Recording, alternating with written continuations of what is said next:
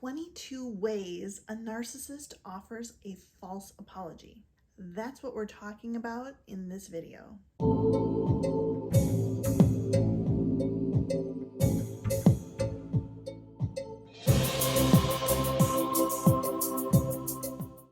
Hey, I'm Dr. Melissa. I'm a trauma expert and top doctor. And in this video, I'm going to show you 22 different ways a narcissist offers a false apology. My guess is you've heard several of them. We're going to talk about false apologies that overt narcissists use. We're going to talk about false apologies covert narcissists use. And perhaps most importantly, I'm going to tell you how to tell the difference between a true apology and a false apology. How does that sound? We all know that narcissists are masters of the false apology or the non-apology. They offer something that kind of sounds like an apology, but leaves you with feelings that are unresolved. And occasionally, or maybe even often, you're left feeling worse than you did before their apology. Why?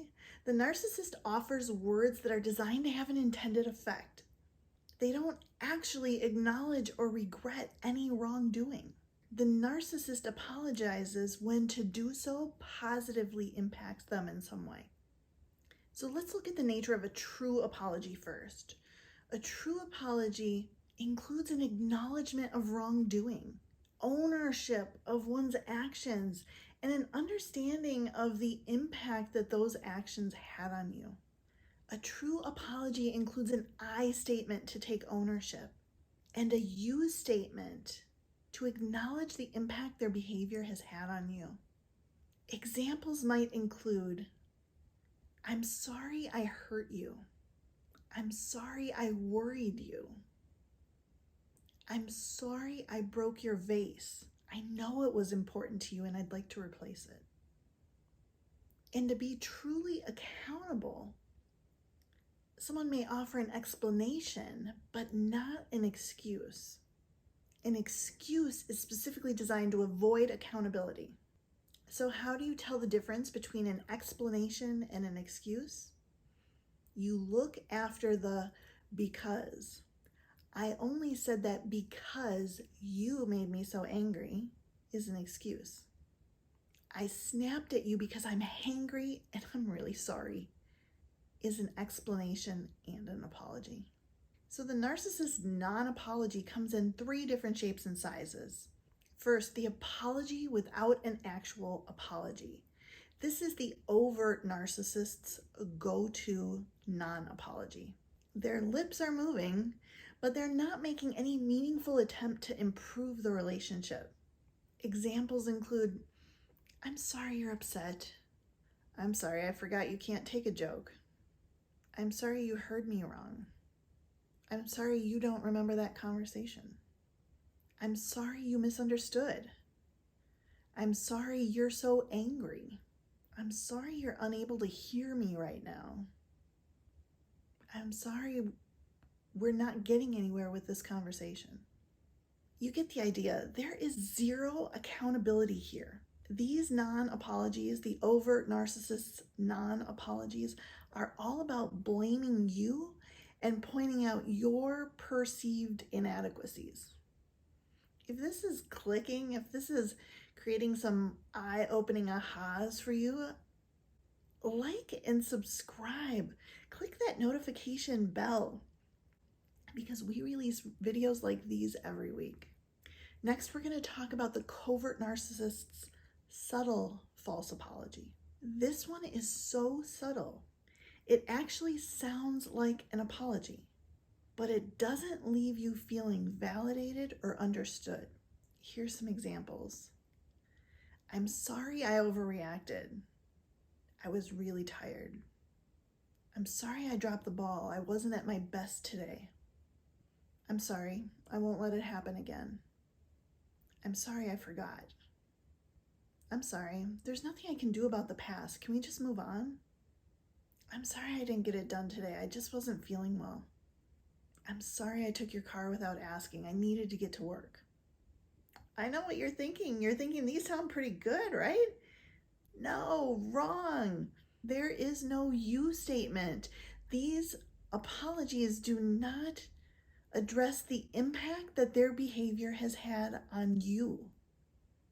And without understanding their impact on you, it's impossible to validate your feelings, to offer a true apology.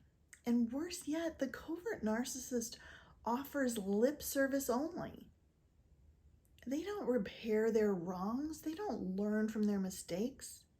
They repeat the same behavior minutes, hours, days, weeks later. Their actions don't match their words. Let's talk about the sympathy-evoking false apology. This one is also used by covert narcissists, and it's a way of deflection. There is a typical pattern. There are 3 typical steps to this type of interaction. First, the covert narcissist wrongs you in some way. Second, you communicate your hurt to them. Third, the covert narcissist offers a pseudo-apology that takes the heat off of them, allows them to avoid accountability for what they have done, and ends with you comforting them. Here are a couple examples of that third step, that pseudo-apology. I'm sorry I'm not who you want me to be. I'm sorry I don't make you happy. I'm sorry I'm not good enough for you. I'm sorry I can't seem to do anything right. I'm sorry I just can't figure this out. I'm sorry I'm so stupid. I'm sorry I don't live up to your expectations. The covert narcissist ends up receiving narcissistic supply in the form of sympathy from you after wronging you. How familiar is this? Drop in the comments the worst false apology that you've ever received. Drop in several if there are some that are just outrageous. Okay, now we're going to talk about how to discern a true apology from a false apology. So you've been wronged. First thing to ask yourself, does the other person own their actions with an I statement? Next, do they acknowledge the impact their behavior had on you with an appropriate you statement? And finally, do they repair the wrong when possible? It's not so hard to recognize true from false when you know how to listen. And if you'd like to know more about healing from narcissistic abuse, I'd like to give you my free guide. Link is in the description. I'm Dr. Melissa, and I'll see you in the next video.